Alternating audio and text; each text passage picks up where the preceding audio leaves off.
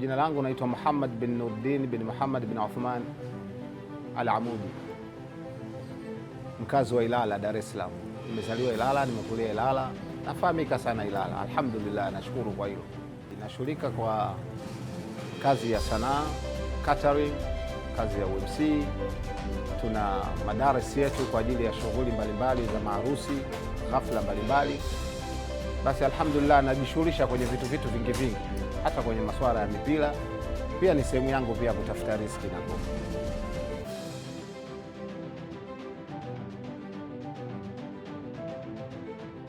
Nimekuwa katika hizi kazi kwa muda mrefu kidogo, alhamdulillah.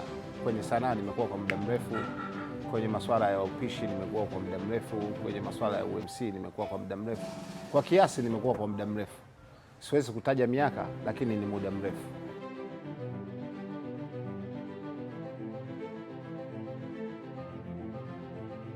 Alhamdulillah, mimi kwa kazi nimeandaa kazi nyingi, nashukuru Mungu. Lakini hizi kazi nyingi niliandaa katika miaka ya 2009, 2010 mpaka kwenye 2014 ndio niliandaa kazi nyingi sana. Alhamdulillah, niliweza kuandaa mimi kama mimi kuwa producer na director. Niliandaa kazi inaitwa Mirathi, niliandaa Utata, niliandaa Azma, niliandaa Sabrina, niliandaa Tunu, niliandaa Mimba, Limbwata.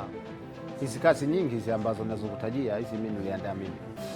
Na kwenye kazi za tamthilia nilicheza Fungu Langu, nilicheza Fahari, Uhuru na Gharama Zake, Kizunguzungu wakati huo tuko ITV, Kimbunga. Na wakati huo tena, wakati niko Sitieni, nilicheza naitwa Nani Zaidi na Hasibi. Miaka ya nyuma hiyo, wakati tuko Sitieni, miaka ya 99, niliweza kucheza Nani Zaidi na Hasibi. Hizo ndo kazi zangu za kwanza. Baada hapo ndo nikaja kuingia katika producer na udirector. Basi hizo ndo kazi zangu ambazo nilizoandaa, alhamdulillah.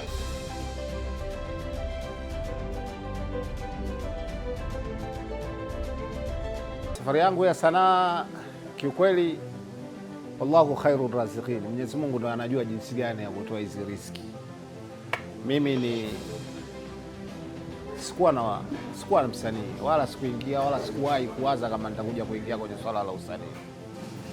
Mimi sana nilibase kwenye masuala ya mipira na masuala ya madrasa hivyo.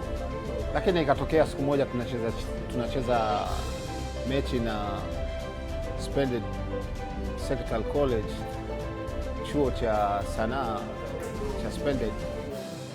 Ilivyotokea siku hiyo tumecheza mechi na timu yetu Firdausi, pale kulikuwa kuna mheshimiwa ambaye marehemu, Mwenyezi Mungu amrahamu, Allahumma fillahu, anaitwa Kasim Twalib. Ndio aliweza kuniona mimi, kujua kama huyu jamaa anatufaa kuingia kwenye hii tasnia yetu ya sanaa. Alinitoa katika viwanja vyetu vya Ilala Garden. Tulikuwa na mechi, hiyo mechi ilikuwa na vurugu sana. Alafu mimi wakati nakuwa, niseme ukweli, nilikuwa mtukutu, alafu nilikuwa napenda sana ugomvi wakati nakuwa. Lakini sasa hivi sipendi ugomvi na nauchukia ugomvi. Sasa ule utukutu wangu na ile kupenda sana ugomvi, kuna ugomvi ulitokea katika ile mechi. Mwisho wa siku ikanifanya yule teacher sasa aweze kunikubali mimi, akaona hata huyu jamaa mimi ananifaa, akaja akaniomba kwa mzee wangu. Na alipotokea kuja kuniomba siku hiyo, alikuja yeye na Dude na Migomba. Walipokuja mimi nilivyoona nikakimbia, nikajua hao wamekuja na kesi zile za mipira. Nilivyokimbia akaniambia, bwana mzee vipi? Akamfuata father pale, marehemu na mzee wangu na alishakufa, Allahumma fillahu, wote wawili hao washafariki. Akamfuata akamwambia, bwana tumekuja kumfuata kijana wako. Lakini katukimbia. Anambia, mimi nashangaa, nilikuwa nimekaa naye hapa lakini namuona amekimbia, sijui nini kimemkuta.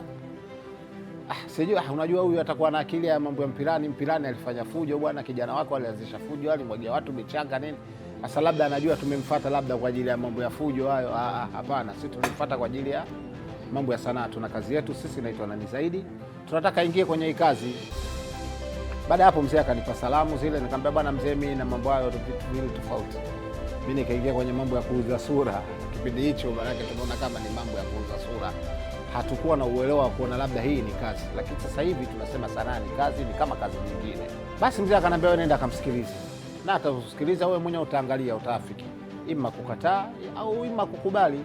Nikaenda nikamsikiliza, akaniambia bwana, tunataka hili jambo ushiriki na sisi, na mimi nikalirudisha kwa mzee. Mzee akanipa ruksa, akaniambia mwanangu, huwezi kujua riziki yako amekupangia wapi. Wewe usinganganie kwenye masuala ya mipira tu, mipira huenda ikawa huku ndo sehemu yako pia nyingine ya kupata riziki. Nenda. Kwa hiyo hapo ndo ikawa mwanzo wa safari yangu ya sanaa. Kuingia mimi kwenye usanii, hapo ndo ikaanza mwanzo kabisa wa sanaa. Huyu mzee namshukuru Mwenyezi Mungu Abraham, yeye ndo aliweza kuniona mimi mwaka 99 ndo nikaingia kwenye sanaa.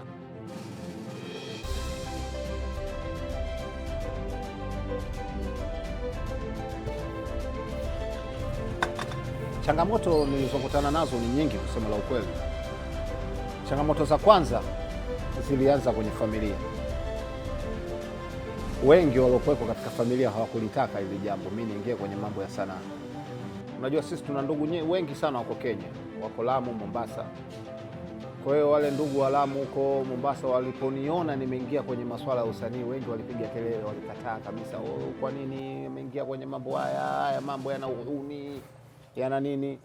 Lakini mimi nilisimama kwenye msimamo wangu, sababu mzee ndo aliniruhusu. Aliniambia nenda katafute riziki. Basi mimi sikutaka kuyasikiliza yale, nikaweka huku maji huku kati ya pamba, nikawa nafanya mambo yangu. Hiyo changamoto ya kwanza. Changamoto ya pili, kuingia kwenye sanaa, kwenda kuambiwa tena bwana, unaambiwa bwana lia, kwa changamoto lia, fanya hivi fanya hivi. Alafu changamoto nyingine, unakwenda kule sanaa unakutana na changamoto, unaambiwa uigize kama pasta, uvae msalaba. Hiyo ilikuwa changamoto kubwa sana kwangu. Niliwaambia jamani, sawa nitaigiza, na mzee aliniruhusu, lakini kwenye msalaba sivai msalaba, hapana. Mpaka ushanivalisha msalaba mwanangu, nikishaweka hapa kwenye kifua tena inakuwa hapo mtihani. Sawa naigiza, sio mimi tena, nakuwa sio Muhammad Nurdin, anakuwa Pastor John, lakini sawa kwenye hii nibaki kuwa Pastor John, lakini nisivae msalaba. Hiyo ilikuwa changamoto kubwa sana. Kwa hiyo tulivutana sana na director siku hiyo. Lakini sasa mwisho wa siku akaona huyu mtu siwezi hata kumtoa, kwa sababu nilishacheza sini nyingi sana. Nakumbuka ilikuwa hiyo kazi ilikuwa inaitwa nilicheza na Hayati Kanumba, ilikuwa inaitwa Fake Pastor. Nilicheza na Hayati Kanumba. Hiyo kazi sasa mule nilicheza kama pastor. Ilikuwa changamoto kubwa sana ile kazi. Kumbe hii kazi ndio iko hivi. Ina maana unavuliwa Muhammad unakuwa Joni. Ilikuwa changamoto kubwa sana. Alafu changamoto nyingine, kwenda kukutana na, afadhali kipindi kile nilivyokuwa kidogo niko katika ujana nilikuwa nachukulia kawaida. Lakini kwa sasa hivi pia imekuwa changamoto nzito sana kukaa na mwanamke karibu. Mwambie umshike mwanamke, umkisi, hizo kwangu ni changamoto kubwa sana. Lakini nashukuru niweza kufaulu baada ya kujifunza sana, nikajua bwana yule wa kule, bwana yule so Muhammad wala so Cheick Budi yule bwana ni Johnny, yule ni Steve. Kwa hiyo kumbe Muhammad ni mimi sasa hivi. Hapa nilipo hapa mimi ndo Muhammad. Hapa nilipo mimi ndo Cheick Budi. Kwa sababu ile jina la Cheick Budi kwanza watu waelewe, si jina ambalo nilitoka nalo kwenye sanaa. Ile jina la Cheick Budi, wakati mimi bado mdogo, nililelewa na shangazi yangu. Wakati tumelelewa na shangazi yangu, kuna mwenzangu alikuwa anaitwa Shebe, marehemu Mungu amrahamu. Walikuwa anashindwa kuita Cheick Budi, Sheikh Budi, nilikuwa naitwa Sheikh Budi. Sheikh Mud. Sasa yeye kushindwa kwake kuita Sheikh Mudi, akawa anaita Cheick Budi. Basi ikawa Cheick Budi, jina likaja kukua. Kutoka kwenye ile Sheikh Budi, Sheikh Muhammad Alamudi, ikaja kwenye Cheick Budi. Yaani kama Cheick Budi fulani katika ukuaji. Lakini ile jina la Cheick Budi kiukweli hata sasa hivi pia silitaki. Mimi napenda mtu akiniona niite Muhammad. Wako wanaoniita Muhammad, wanaoniita Nurdin, wako wanaoniita Alamudi. Nasikia raha sana, nafarijika nikiitwa kwa majina hayo.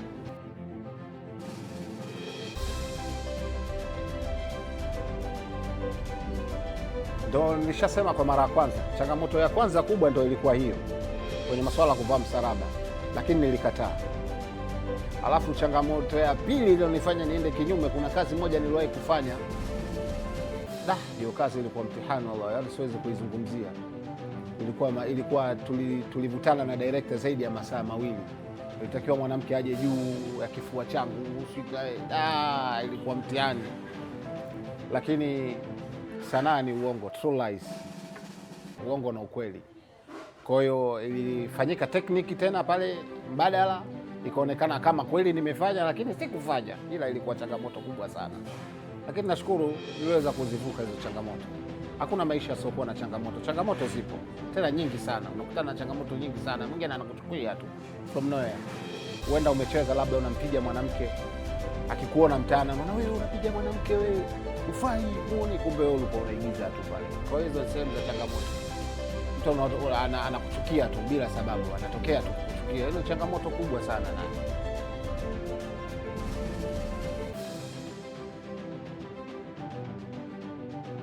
alhamdulillah, najivunia kwanza mafanikio ya kwanza, najivunia kwanza kufahamika. Sio watu wote Mwenyezi Mungu anawapa daraja la kufahamika. Wengi wanahitaji umaarufu lakini hawapati. Lakini mimi Mungu alinipa tu umaarufu, ulitokea tu, Allah kaniruzuku niweze kuja kuwa maarufu. Kwanza hiyo ni faida kubwa sana ambayo nimeipata kuwa maarufu, kwa sababu imeniweza kunikutanisha na watu wengi sana wa kila rika. Alhamdulillah, na marafiki mashekhe, na marafiki wanasiasa, na marafiki wacheza mpira, na marafiki wauni, yani na kila aina ya marafiki. Hiyo pia ni mafanikio makubwa sana kwangu mimi, kutambulika kwanza, mafanikio makubwa sana. Alafu mafanikio mengine ambayo nashukuru nimeyapata, mimi nimeoa kupitia sanaa. Wanangu wamekuwa wanasoma kupitia sanaa na kupitia hizi kazi zangu za mambo ya upishi na mambo ya UMC.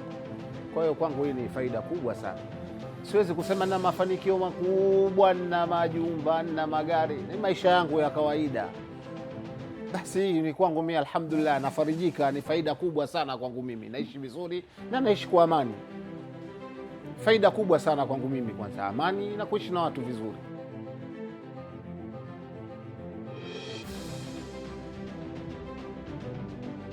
Ibada ina muda wake, alhamdulillah, inajulikana.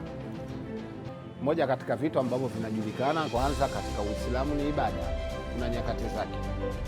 Kwa hiyo unaweza ukaenda sehemu kwa unafanya kazi na muda wa ibada umefika, kwa hiyo wewe unaweza ukaenda sehemu kwa hata adhana usikii. Kwa hiyo unaangalia nyakati tu, sasa hivi saa 7 ya dhuhuri imeshaingia, unaomba udhuru kwa director, bwana director, muda wa swala naomba nikaswali. Na alhamdulillah, hakuna mtu anayekatazwa kufanya ibada katika kazi. Kama hutaki kufanya ibada, ni wewe tu umejitolea na nafsi yako. Maanake hizi nafsi zetu ni mtihani, nafsi lawama, nafsi mutmainna, nafsi amara bisu. Sasa hizi nafsi hizi, kwa hiyo lazima tujifanye, tuingie katika tuingie katika nafsi lawama, tusiwe katika nafsi mutmainna wala nafsi amara bisu. Kwa hiyo tukikumbuka hivi vitu, unailazimisha nafsi yako. Kuna wakati unakuwa umetingwa, unapata changamoto huko kwenye setting, unaambiwa bwana, hii sini hapa tutamaliza kiasi cha masaa 2, alafu unajikuta saa 7 ishaingia, lakini unakuwa hamna jinsi, unabidi unafanya ile kazi. Baada ya hapo fasta, tukimaliza tu kitu cha kwanza unaenda kuingia kwenye ibada, unafanya ibada na maisha mengine yanaendelea. Kazi na ibada ndivyo inavyotakiwa, Allah ametuamrisha hivyo.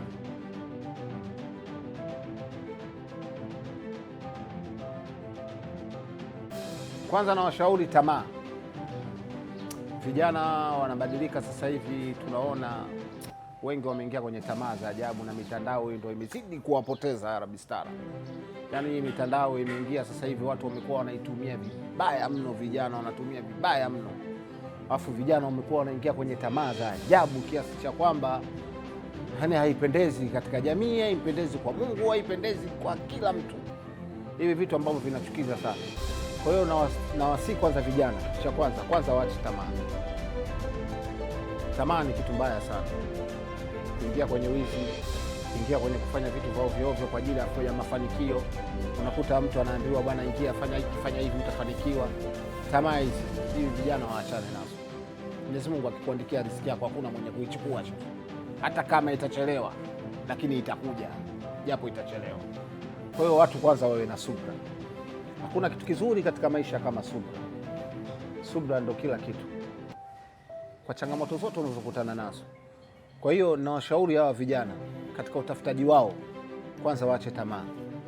Mtu anapokuamini, kwanza unatakiwa uwe mwadilifu. Umeona, umepata kazi, basi kuwa mwadilifu, rizika na ile riziki yako unayopata. Usiingie kwenye mambo mengine ya tamaa ukaleta wizi. Alafu kitu kingine, wafanye kazi kwa kujitoa, wasibweteke. Wengi sasa hivi wamebweteka. Sasa hivi kuna kitu inaitwa kubeti, kamari imebadilishwa jina, kutoka kwenye kamari wameita kubeti. Sasa hivi unakuta vijana wengi wanapoteza muda kwenye mambo ya kubeti, kupaka tamaa hizi sera za mambo, kupata mafanikio ya haraka haraka. Hakuna mafanikio yanakuja haraka haraka, mafanikio yanakuja taratibu. Wataani min Allah, upole kwa utaratibu, ndo mambo yanakuja. Kwa hiyo nahusia vijana, kwanza waache tamaa, alafu wawe waadilifu katika kazi. Sawa, wanapopata kazi wajitume kwa nafasi zao, na wawe waadilifu katika kazi, waheshimu wakubwa na wadogo, mheshimu bosi wako, mheshimu wa katikati yako, umheshimu wa chini yako, ndo mafanikio yanapokuja. Bila hivyo huwezi kufanikiwa. Nidhamu kitu kikubwa sana, nidhamu inahitajika, nidhamu.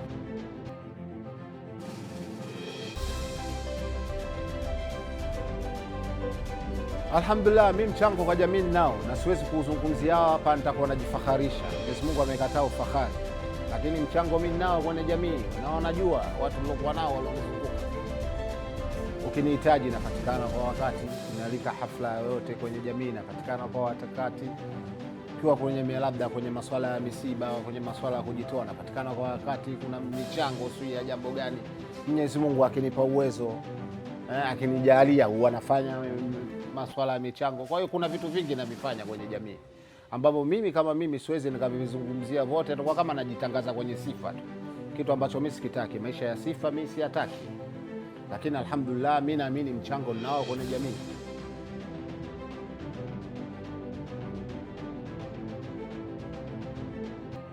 Wanikumbuke kwanza kwa ukarimu wangu. Mimi ni mtu mmoja maridhia, mcheshi. Wanikumbuke kwa wallahi wao ndo watajua jinsi gani ya kunikumbuka, lakini mimi nataka wanikumbuke kwa kheri. Pale kwenye shari wanistiri, pale nilipoteleza wanistiri. Mimi nitataka liwe hivyo, kwa sababu mwanadamu, dunia tunapita. Ishi maashita fa innaka almayyit, tutaishi tutavyoishi, lakini mwisho wa siku tutakuja kufa. Sasa nikija kufa mimi nitaomba wasije wakanikumbuka kwa maovu. Kama nilikuwa nina ovu nililifanya na wakalishuhudia, basi wanistiri, na kama liko zuri ambalo nililifanya, basi wanipe uzuri wangu, kwa sababu watavonipa na mimi kula wananiweka kwenye daraja iliyokuwa nzuri. Huenda baada ya leo ikawa labda ndo interview yangu ya mwisho, Allahu ya'lam. Kwa hiyo naomba iwe hivyo. Mwenyezi Mungu kwanza anipe husnul khatima, basi ndio ninalotaka mimi, na ninapokufa wasinizungumzie kwa mabaya. Mabaya yangu anistiri. Hakuna mwanadamu aliyokuwa mkamilifu, hakuna mwanadamu asifanya baya. Kila mwanadamu ana baya lake hapa, kila mwanadamu ana mzigo wake. Muhimu kustiriana, shekhe. Basi ndio hilo ninalosema.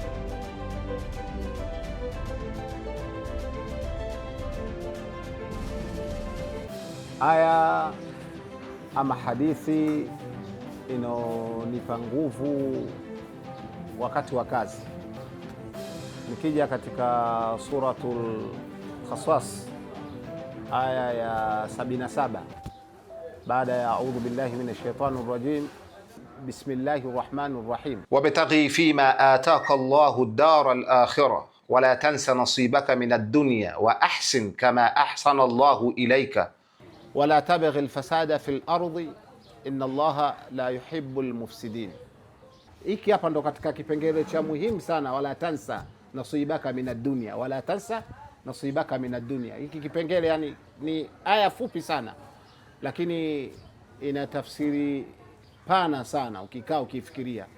Maanake katika dunia kutafuta, kwanza katika dunia tutafute kufanya kazi, tutafute yalokuwa kheri katika dunia. Wa ahsana kama ahsana Allahu ilaika, Mwenyezi Mungu anatutaka pia tuwe na hisani na tufanye wema katika utafutaji wetu wa riziki. Alafu pia Mwenyezi Mungu anataka wala tabaghil fasada fil ardhi, na Mwenyezi Mungu pia anatutaka tusifanye ufisadi katika hii ardhi. Ufisadi uko namna nyingi, kama unavyoona katika ulimwengu umejaa aina ufisadi. Kwa hiyo hii aya imechukua kila kitu. Alafu anasema inna Allaha la yuhibbul mufsidin, Mwenyezi Mungu anamchukia yule mtu ambaye anafanya ufisadi. Kwa hiyo hii aya peke yake nikichukua, wallahi wabillahi, nikisema ukweli, inanipa nguvu sana katika kufanya majambo yangu, katika kufanya nguvu zangu, kwa sababu hii aya inatukataza mambo mengi. Hii aya ukiangalia inataka sisi tutoe sadaka, hii aya inatutaka sisi tufanye wema, hii aya inatutaka sisi tufanye uadilifu, hii aya inatutaka sisi tuwe katika muongozo uliokuwa bora. Lakini kwanza imetutaka tufanye nini? Tutafute nini? Tuitafute kwanza akhira. Alafu katika kuitafuta akhira pia inatutaka tuitafute na dunia. Vipi katika kuitafuta dunia? Manake inabidi tufanye kazi, ndio tafsiri yake. Ndio katika kuitafuta dunia tunatakiwa tufanye kazi, tuitafute dunia. Kule wenzetu wanasema asifanya kazi na asile. Sasa asipokula si utamua na njaa wewe, inabidi kwanza umsaidie, lakini wakati huo huo mpe njia ya kazi. Usimwambie bwana asifanya kazi na asile, msaidie kwanza ale, afu naweza kufanya kazi.